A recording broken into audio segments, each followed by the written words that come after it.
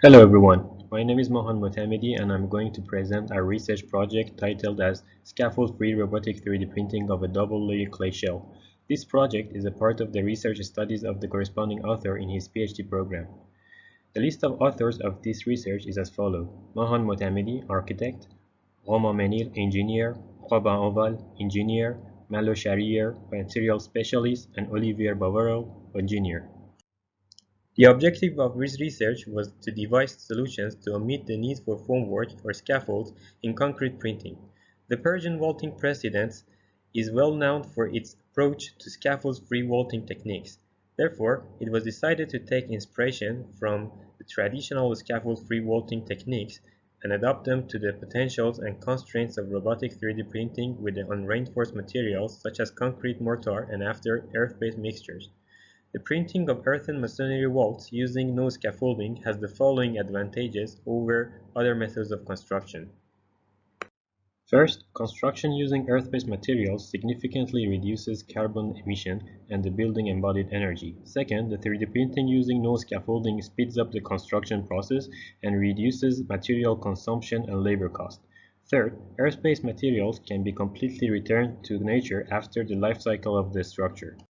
In this presentation, we are going to present the following topics. First, geometrical exploration. Second, finite element analysis. Third, slicing strategies. Fourth, shell cross-section enhancement. And fifth, the 3D printing strategies for enhancing the strength of the structure during the 3D printing process. The first section introduces the form-finding techniques that we used. We can categorize the funicular form-finding methods into two main classes.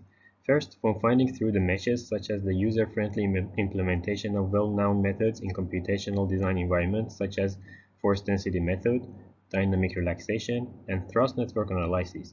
Second, form finding through the NURB surfaces. This slide presents the process of form finding using aforementioned methods.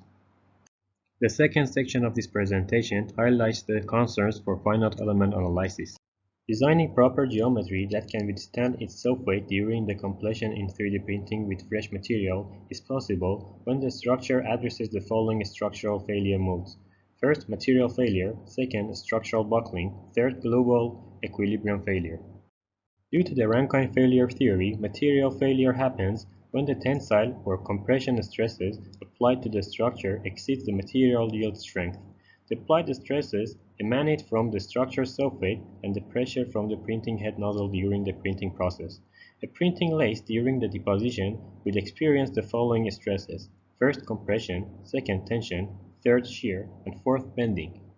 The second concern for structural stability is to verify that the structure buckling factor has a safe number.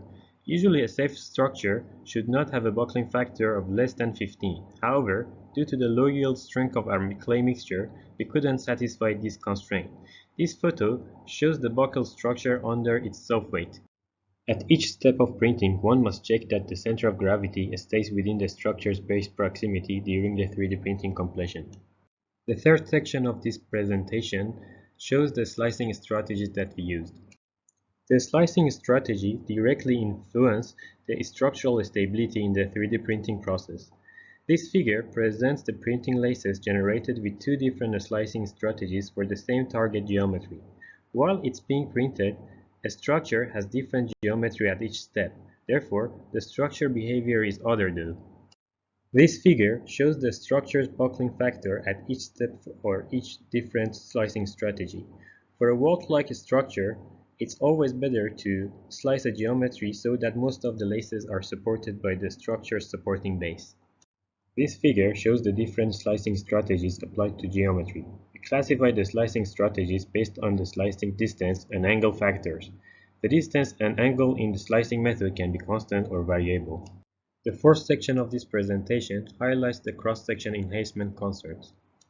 The shell's cross-section ensures the stability of the structure by enhancing the shell's skin thickness.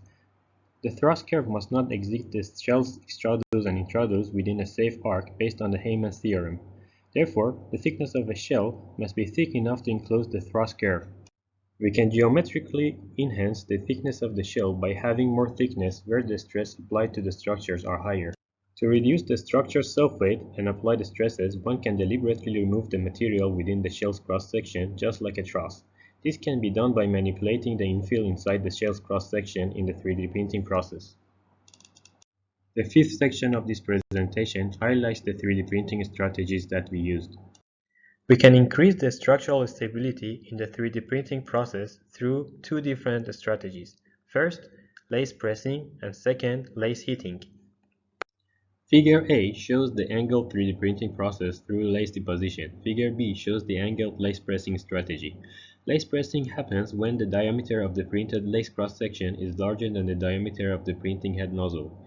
Using the lace pressing strategy, we can increase the contact surface between the sequential laces, thus increasing the stability of the structure during the 3D printing process.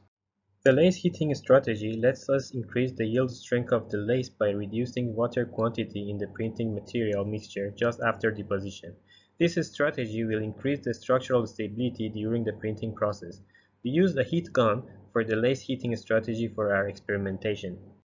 The last slide briefly shows the process of design, final element analysis, slicing, and 3D printing of a squinch vault with a parabolic base.